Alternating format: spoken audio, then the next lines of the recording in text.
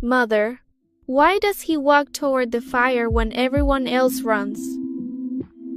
Because the fire is where he was raised, child.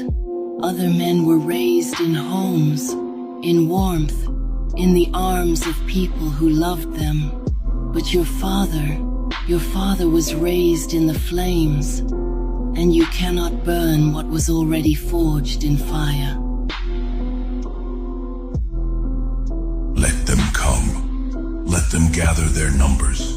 Let them sharpen their tongues and polish their lies and march in formation with their banners of borrowed courage. Let them come with everything they have, every weapon, every whisper, every alliance built on cowardice and convenience. I have seen armies before. I have watched them assemble on the horizon like storm clouds, dark, wide, certain of victory. And I have watched them scatter, not because I was stronger, but because I was still standing after everything that should have killed me. And nothing unravels an army faster than a man who refuses to fall. I was born in war. Not the kind fought with swords and shields, the kind fought in silence, in cold rooms, where love was supposed to live, but didn't. In long nights, where a boy taught himself to stop crying, not because the pain stopped, but because no one was coming. The kind of war where the enemy wears your mother's face, your father's voice. The kind where the battlefield is your own chest, and the casualties are every soft thing you ever were. That war did not end me. It ordained me. I learned things in that darkness no comfortable man will ever know. I learned that pain has a rhythm, and if you stop fighting it, if you breathe with it instead of against it, it becomes a pulse. Your pulse. I learned that loneliness is not emptiness. It is a forge, and what it produces depends entirely on what you refuse to let it destroy. They destroyed my peace. So I built war in its place, and I built it well. There is a difference between a man who learned to fight and a man who was born inside the fight itself. The first knows technique. The second knows survival. The first can be disarmed. The second cannot, because his weapon is not in his hand. It is in his marrow, in the way he breathes, in the silence before he moves. You can take a sword from a soldier, but you cannot take the war from a man who was made of it.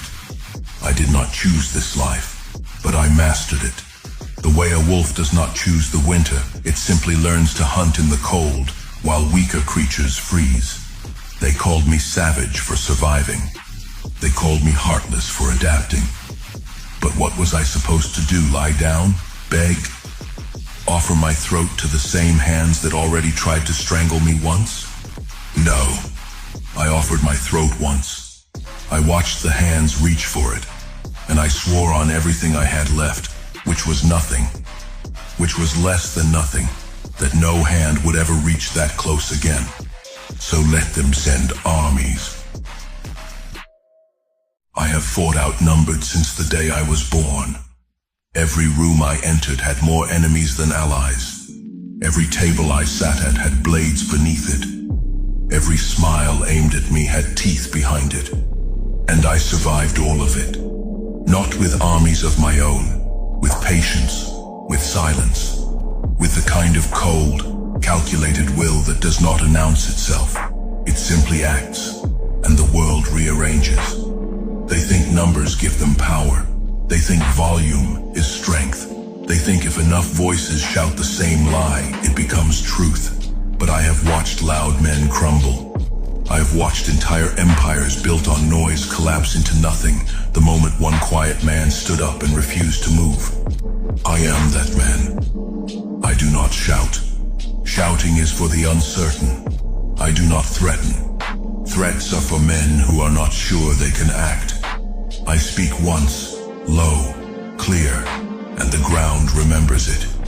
There was a time they thought they had buried me, and maybe they did. Maybe for a season, I was beneath the earth, silent, unseen, forgotten. But they made a mistake the arrogant always make. They did not check whether what they buried was a corpse or a seed. I grew in the dark, roots first, deep, twisted, gripping the stone beneath the soil with the kind of fury that has no sound. And when I broke through, when the surface cracked and the light hit my face for the first time in years, I was not the same thing they had put into the ground. I was something older, harder, something that had learned to feed on the very dirt they used to cover me. Let them send their armies. I will meet them the way the mountain meets the storm, unmoved, ancient, indifferent to the noise. Every scar I carry is a battle I already won. Every silence I hold is a scream I chose to swallow, because the energy was better spent becoming dangerous than becoming loud. I carry war inside me the way priests carry prayer, constant, sacred, woven into every breath. And this is what they will never understand. They prepare for war like it is an event, a moment, something that begins and ends.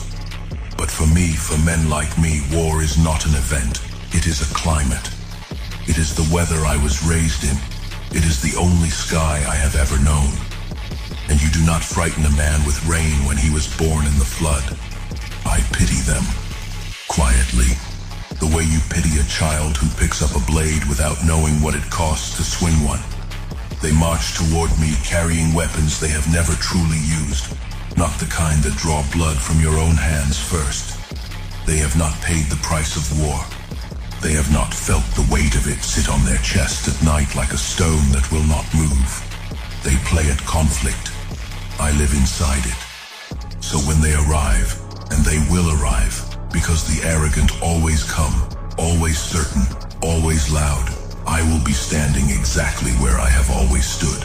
Not behind walls, not behind men. Alone, the way I have always been, the way the war made me.